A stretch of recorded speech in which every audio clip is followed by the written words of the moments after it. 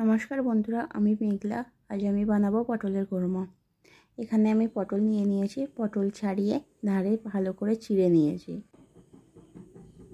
লাগবে আমার পেঁয়াজ কুচি, লঙ্কা আর টমেটো কুচি। কড়াই বসিয়ে দিয়েছি। কড়াই গরম হলে সাদা তেল দিয়ে দিলাম। তেল গরম হয়ে গেলে পটলটা দিয়ে দিলাম। পটলে অল্প নুন দিয়ে পটলটা ভালো করে ভেজে নেব।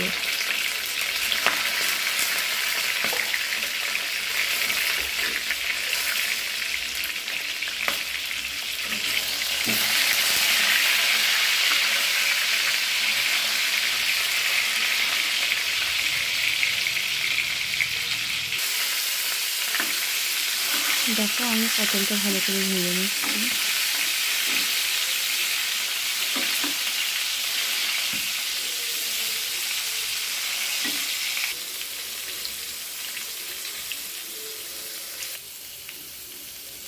পটল আমার ভাজা হয়ে গেছে, এবার আমি তুলে নেব।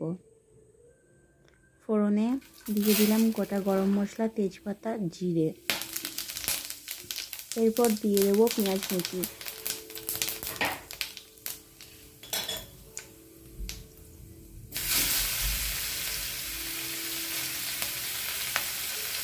পেঁয়াজটা ভালো করে নাড়াচাড়া করে নেব।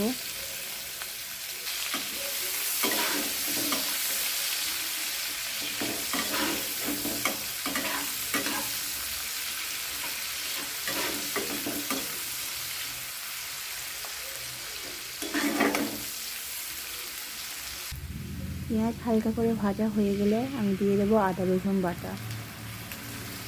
আদা রসুন বাটা আর পেঁয়াজটা ভালো করে ভেজে নেব।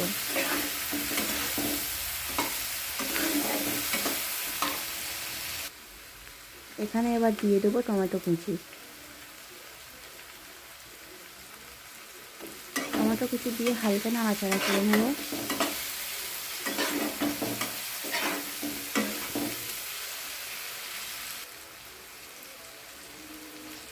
এরপর আমি দিয়ে দেবো হলুদ গুঁড়ো, লঙ্কার গুঁড়ো, ধনে গুঁড়ো, জিরে গুঁড়ো আর স্বাদ মতো নুন।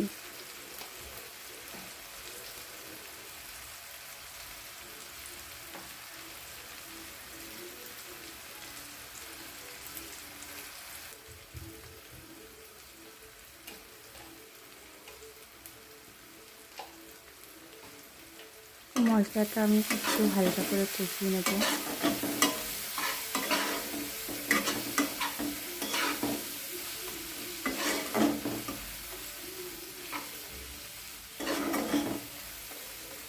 এবার আমি অল্প করে জল দিয়ে দেবো। জল দিয়ে মশলাটা ভালো করে কষিয়ে নেব।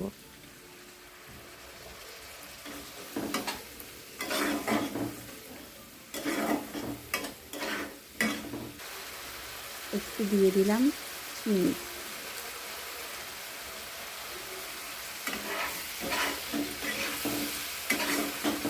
মশলাটা ভালো করে কষাতে থাকবো। দেখো, আমার মশলা ভালো করে কষানো হয়ে গেছে। এবার আমি দিয়ে দেবো চালমগজ, পোস্ত আর কাজু বাদাম বাটা। এবার ভালো করে এসে একটু কষিয়ে নেব।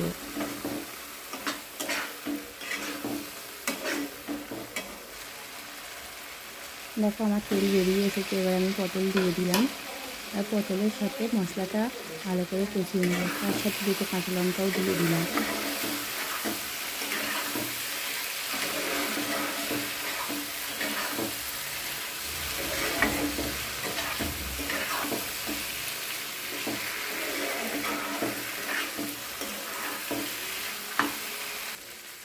দেখো, তেল বেরিয়ে এসেছে, তার মানে আমার মশলাটা খুব ভালো করে কষানো হয়ে গেছে। এবার আমি একটু জল দিয়ে দিলাম।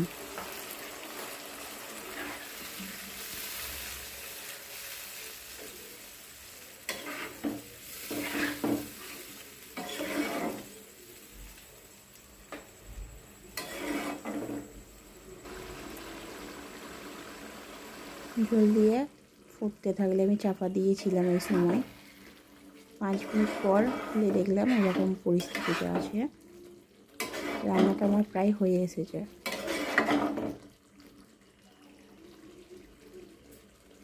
এখন আমি একটু গরম মশলা গুঁড়ো দিয়ে দিলাম।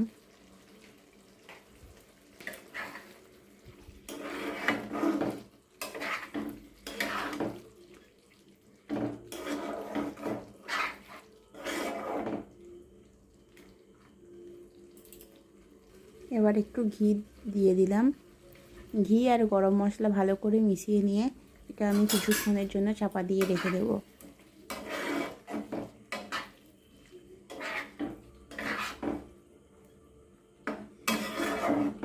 আমার পটলের কোরমা রেডি হয়ে গেছে।